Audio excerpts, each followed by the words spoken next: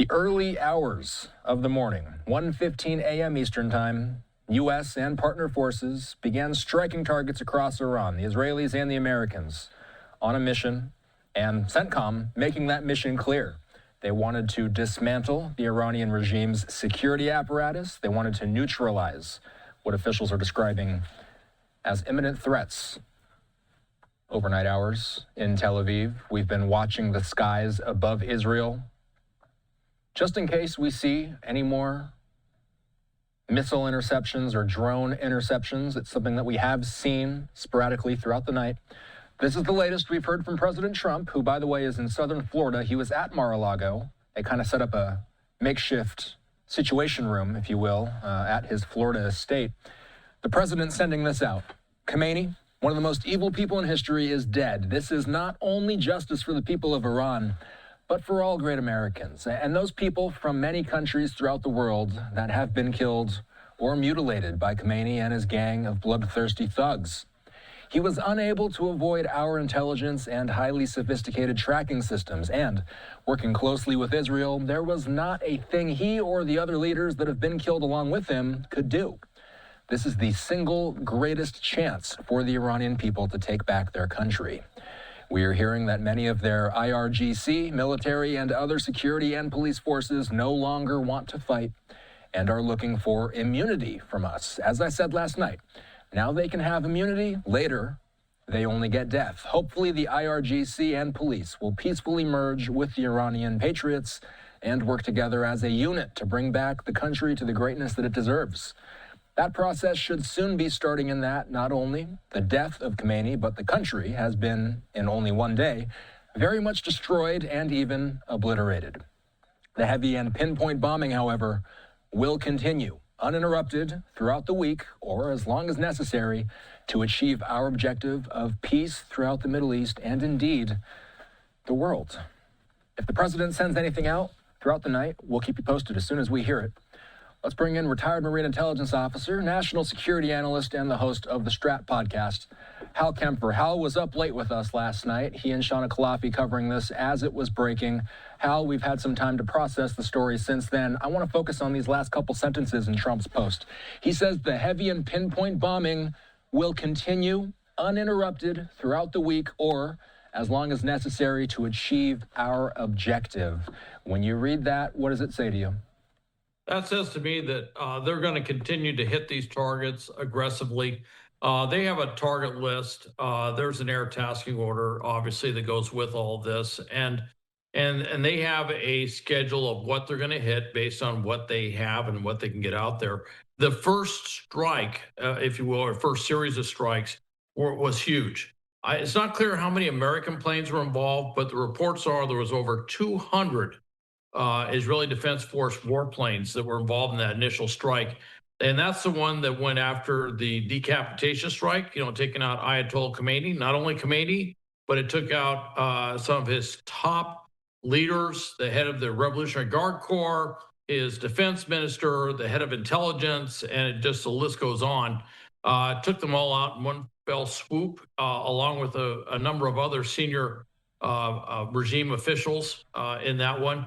It's not clear how many other IRGC, Revolutionary Guard Corps members were taken out in other locations with a series of strikes, but truly devastating. If you look at the slow response of retaliation, it tells you something happened, something that really slowed their ability to make decisions, to do command and control, to strike. Eventually they did retaliate, but it would almost seem like it was something automatic that was pre-scripted that they do, but it wasn't a clear decision chain that took place there. So that tells me that what we're doing as we get the battle damage assessment, we're seeing is working. There certainly will be adjustments. There always are adjustments as various things are just discovered, uncovered, whatever, throughout the course of the campaign. But it does say the pressure will be on. What's interesting, I thought today, was when President Trump said that members of the Revolutionary Guard Corps had asked, apparently the U.S. or Israel, it's not quite clear, but had asked about immunity, asked if they lay down their arms, if they quit supporting the regime, if they support the people trying to replace the regime.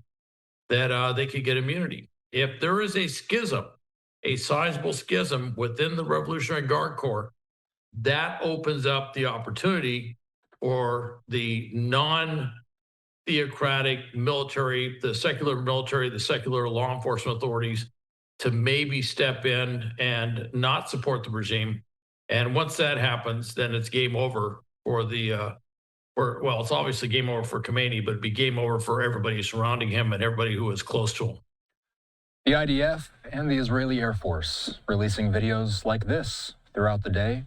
We've also seen a number of videos released by the United States, including this one right here, showing some of this operation, which caught a lot of us off guard. Anytime we've seen major military activity ever since the October 7th attack, anytime something big happens, it happens in the overnight hours. This one happened in the light of day. I was reading that in Iran, Saturdays are technically the beginning of the week there, so that's why you see reports of people at work or at school. It's because it's basically a Monday over there. Hal, we've been asking our audience to send in the questions that matter most to them. I think this one is on a lot of people's minds. Carson is in Florida. Could this turn into a war? The word war is being thrown around a lot today, Hal. What does war mean in the context of everything that we've been tracking in the past 24 hours? Well, technically, under international law, it is a war. All right. There is an armed conflict. The U.S. and Israel struck Iran, although I could certainly go back, as President Trump did, and talk about all the decades past when Iran has attacked Americans and attacked others around the world, and some of the vile, vicious, horrific things that the regime is responsible for. But this is, under international law, what we did, what Israel did, what the U.S. did, constitutes an act of war. We used armed force on their soil, on their sovereign soil. So that is a technical war. Now, I think the question is this going to be a big war versus a smaller war? I think what you're seeing right now may be indicative of what's to come. Now, with that said, the longer it goes on, the greater the chance that we will suffer casualties. So far, we've been very fortunate that no casualties have been incurred that we're aware of U.S. forces, but that could change, whether it be retaliation by the Iranian regime or whether they are able to manifest some sort of air defense to take down one of our aircraft, or, as does sometimes happens, as you have intensive air operations, sometimes aircraft have mechanical problems, or there's pilot error. There's a lot of things that can go wrong. So we will probably take, it's very likely we could take some casualties. We may be fortunate not, but it's very likely that we could. And but it's not going to be a war like we're traditionally thinking of war in terms of something like Iraqi freedom or maybe Desert Storm. This is different. It's more of an air and missile campaign. There may be some limited special operations stuff on the ground, but nothing significant. Not like you saw with OIF and Desert Storm, where there was this massive ground assault that went through through Kuwait or went through Iraq. You're just not going to see that. That's just not there. For those that are not regular viewers of LiveNOW, Hal is a retired Marine intelligence officer. What kind of intelligence operations? I'm not asking you to give us all the tricks of the trade, but in order for them to pinpoint Khamenei and get him when they could actually get him, what goes into a pinpoint strike like that? Well, obviously, that's not something, if I did know, I would even mention. I'll tell you how it works. We actually have a crystal ball and we just look at it. And it tells us. But there's a variety of different things. Could be satellites, could be signals intelligence. We're listening to anything from could be communications online, or it could be cell phone conversations or phone conversations, whatever it is.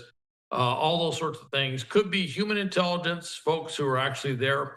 It was certainly seen in June during the 12-day war, before and after, during and after, that the Israelis had basically penetrated a lot of facets of Iranian society. The Iranian government had tremendous human intelligence capability. And so I would not discount the possibility that Israel had a human intelligence source or sources that could have helped them with that decapitation strike. That's very possible. But it'd be a variety of different means. There's intelligence has various different disciplines, and there's different sources and methods by which we derive these things, and then we analyze them and come to conclusions of what things mean, or what they could mean, or what they should mean. And based on that, it goes into planning, and there was extensive planning that went into this, and that's how they would know if somebody's going to be at a certain place at a certain time. You know, within the past hour or so, we did learn officially from Iranian state media that Khamenei is dead. They say that he was at his compound in downtown Tehran when the initial attack began, and his death at his office, quote, showed that he consistently stood among the people and at the forefront of his responsibilities, confronting what officials call global arrogance. Again, state TV saying that within the past hour here. We continue to watch these live vantage points at cities like Tel Aviv, Hal. The Iranians, they have been responding to everything that's transpired in the past day, and that has come in the form of missiles being launched, missiles being intercepted. We do know that the Iranians have had their missiles crash into a number of their neighbors' territories. In fact, a number of Arab states have released joint statements condemning what Iran has been doing since Khamenei was struck. Can you give us a synopsis, if you will, of the major players in the region, the Saudi Arabias of the region, the UAE? These are some of the nations that have condemned Iran's behavior today. Can you just expand on the significance of what we've been watching? Oh, absolutely. Obviously, you got three combatants. You got Iran, Israel, and the U.S. They're actually the ones who are directly involved. Now, within the Persian Gulf or the Arabian Gulf, depending on which side of the Gulf you're on, will really dictate how you describe the Gulf. But within the Gulf itself, there are the countries called the Gulf Cooperation Council. This goes back to Desert Storm. These are countries in there, for example, Kuwait, Qatar, Bahrain, UAE, United Arab Emirates, Saudi Arabia. These are all members of the GCC. There's about a half dozen of them. And they have all come out and condemned what Iran has been doing. Now, with that said, the U.S. has bases in Kuwait, Qatar, Bahrain, the UAE. So one could assume that the Iranians were targeting those bases. In the case of Bahrain, where Fifth Fleet headquarters is located, they apparently hit a warehouse there. So one of the missiles did get through, one or two of the missiles. Didn't cause any significant damage or setbacks or anything, but did hit a building that was on the base. But we do have bases there, and you remember Al-Udeid Air Base in Qatar was the base that the Iranians targeted last June. So they are targeting those, but with that, whether it's through incompetence, poor technology, or whatever, they have been missing that and hitting some of these urban areas and some of these areas in these countries that have nothing to do with U.S. military presence or anything to do with the attacks or strikes on Iran. And that's really irritating all of them. And reportedly, Saudi Arabia has been struck. Also, reportedly, the U.S. has aircraft that were launching from Saudi bases and Jordanian bases as well. And so Jordan could come under fire too. Israel has been under fire. Israel has also reportedly been hosting U.S. aircraft that are being used in this overall operation. So all these countries have lined up very clearly against Iran to condemn Iran and condemn what Iran's doing. I should also mention that all these countries that I just referenced would love to see the Shiite, theocratic, autocratic regime that's in Iran go away. They absolutely do not want to see that. Iran has been spreading terrorism and warfare throughout the entire area. I don't want to get into all the Sunni Shia split, but they're kind of two different versions of Islam. Iran represents the Shiite version, and Saudi Arabia is kind of lead for the Sunni version. And most of the countries I just mentioned, well, they're all Sunni countries, although one of them, Bahrain, is actually the largest percentage of the population is Shiite, even though the royal family is Sunni. Anyway, with all that said, they want to see this regime in Iran gone. And even though they came out and said, you cannot use our territory for overflights, you can't launch strikes from our territories, I've been over the Middle East many times, and what they say for public consumption on an overt level and what they're doing on a less overt level are not always the same thing. So I was not surprised once things kicked off that you immediately heard all the countries going, we condemn Iran, we support these strikes in Iran. And I was like, well, that's kind of what I've seen in the past. You know, they can move fairly quickly in changing their policy position, shall we say. Some figures coming in from CENTCOM. They say the Iranian regime claims to have killed 50 U.S. service members. That's a lie. There have been no reported U.S. casualties. The IRGC claims that a U.S. Navy ship was struck by missiles. Also a lie. No U.S. Navy ship has been struck. The Armada is fully operational. The Iranian regime is claiming severe damage at multiple U.S. bases. Lie. Damage to U.S. installations was minimal and has not impacted operations. So Jen sending this question in, she's in Southern California. A lot of people have this question, given some of what we've been seeing from Iran's neighbors. Jen is asking, is it okay to travel outside the U.S. now? I mean, is there certainly a level of danger given that there are perhaps missiles flying above some of Iran's neighbors, Hal? Well, what I would say is this. Obviously, when there's this type of stuff going on around the world, it is a little more risky to fly now than it would have been before. Okay. It depends on where you're going as well. The UAE, Dubai, particularly, certainly Doha and Qatar, those are major international hubs. As you know, we've talked about this. I fly through those, certainly Doha quite a bit.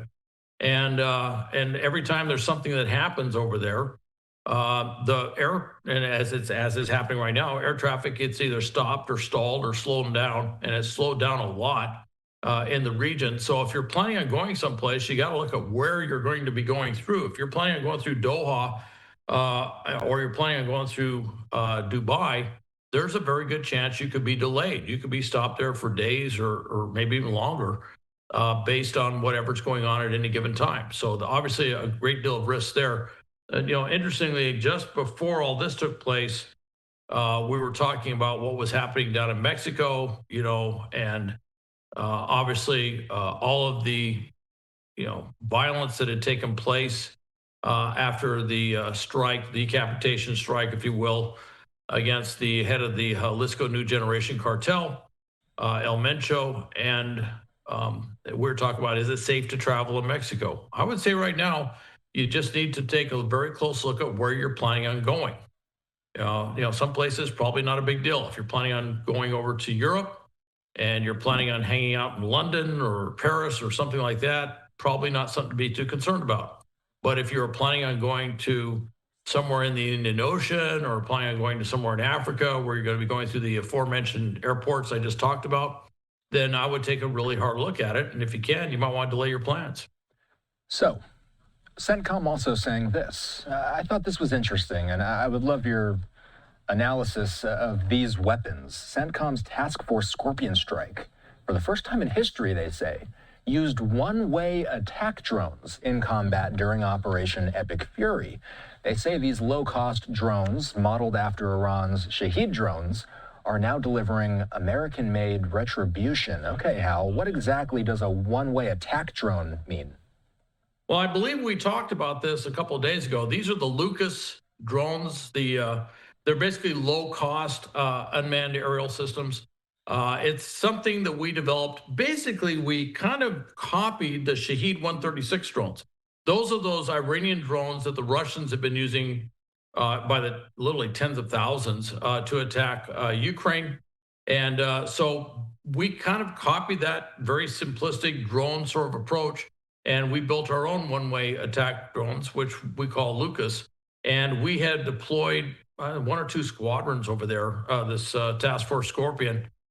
being the overarching thing that deals with that. But some of the attacks today, as I understand it, were these one-way drones.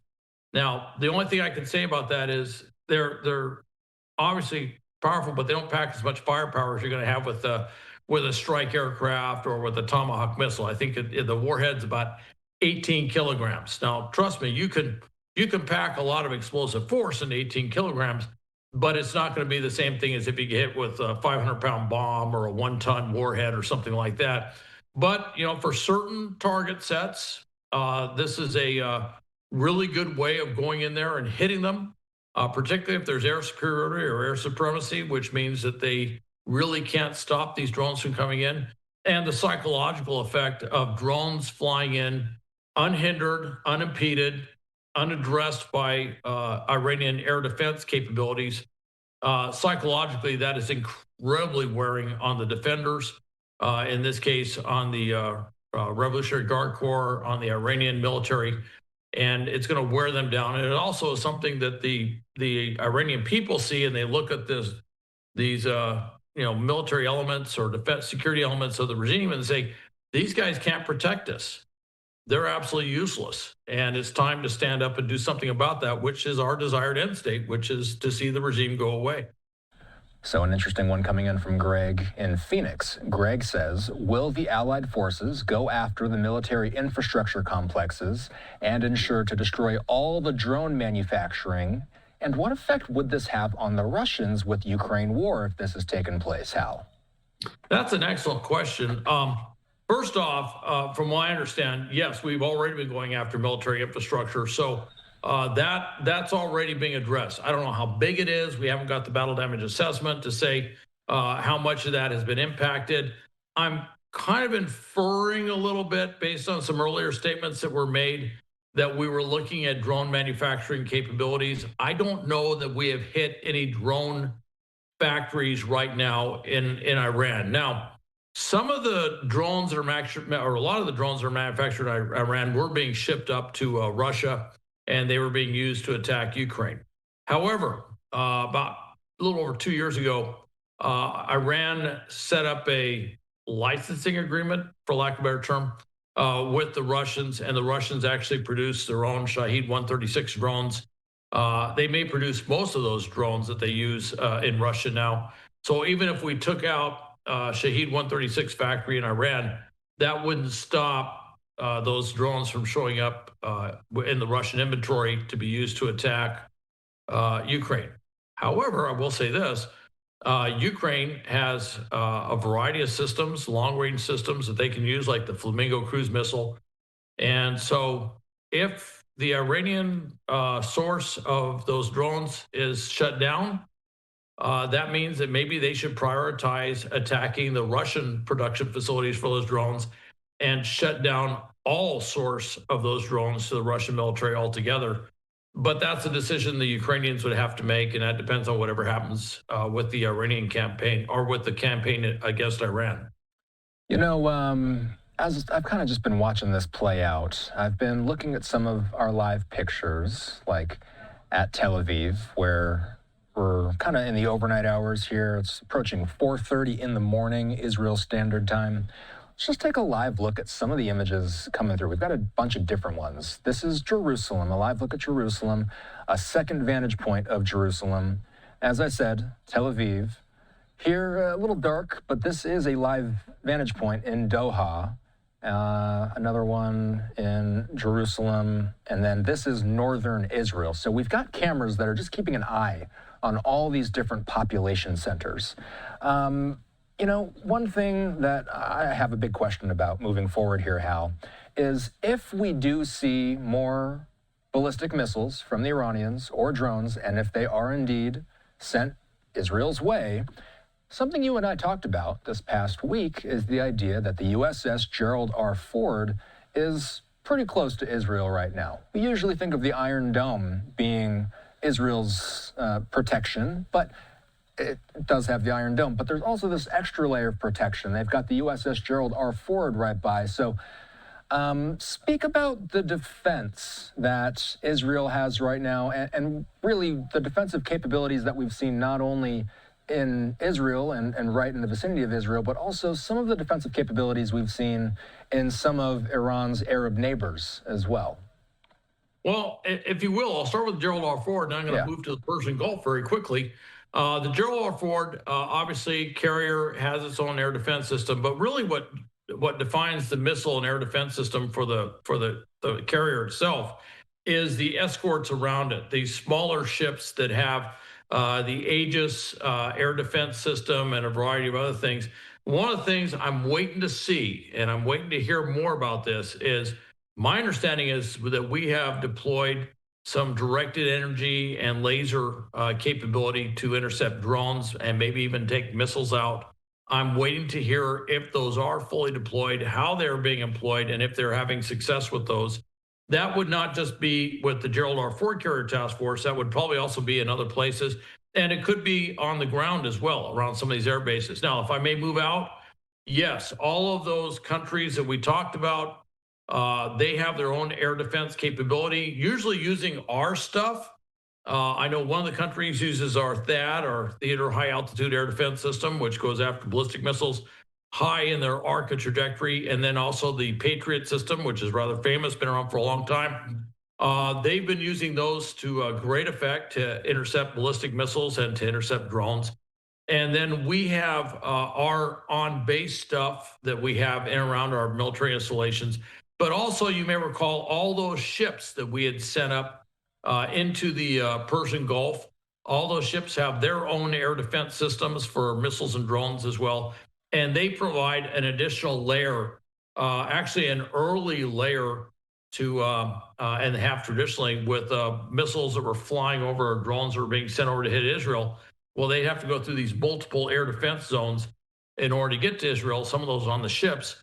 And so a lot of them were intercepted before they ever even got close to Israeli airspace. But now I imagine more of that is actually intercepting missiles or drones that are aimed at some of those Persian Gulf countries themselves. So there is a very robust air defense system. Of course, one of the stated concerns that was out there in the media was that we would use so much of this air defense weaponry in this campaign that if something were to happen, say, between China and Taiwan, that we wouldn't have the same amount of ammunition that we would want to deal with that other contingency.